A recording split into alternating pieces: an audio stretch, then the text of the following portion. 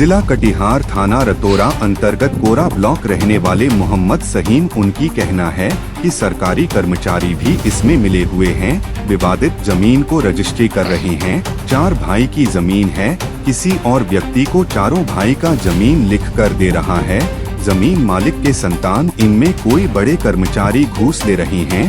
2013 में यह जमीन मालिक से मोहम्मद सहीम ने रजिस्ट्री करवाएं और 2013 से वह अपने अंदर जमीन रखे। उसे बिना बताए जमीन मालिक की बहन जमीन किसी गैर व्यक्ति को बेच रहे हैं। वह जमीन पर केस लड़ रहे हैं। मोहम्मद सहीम कोर्ट में भी आवेदन लगाए हैं। डीसी लाल के भी नाम से इसमें सरकारी जितने कर्मचारी हैं सभी कोई घूस ले रहे हैं। धर्मचंद का बेटा बेटी। आपका कितना हिस्सा है? 4 एकड़ 35 डिसमिल। तो 4 एकड़ 35 में आपको नहीं मिला?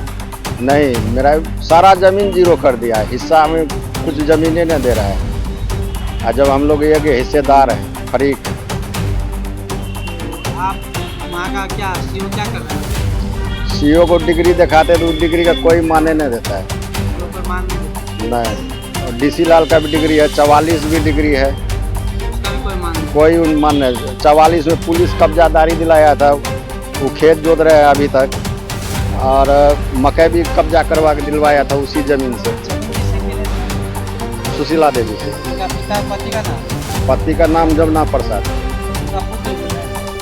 हाँ, उनका पुत्र है एगो। आपने जो जमीन खरीदी वो आपका जो है जमीन और कौन बेचा? उसका माँ खुदे बेचा है, सुशीला देवी खुदे बेचा है। उसका पिताजी करमचंद यादव केवला किया था 2003 में। आपका हम 12-13 में खरीदे थे, 12 में लगे, 10-12 में। आप क्या करना चाह रहे हैं? अभी सारा डिग्री अछते हुए में सीओ कोई कोड़ा का कोई माने नहीं लगाता है। और एंटी पार्टी से पैसा ले लेता है, वो चुपचाप उधर धर देता है कागज उठा के। नहीं, थाना रतौरा है। जी नमस्कार।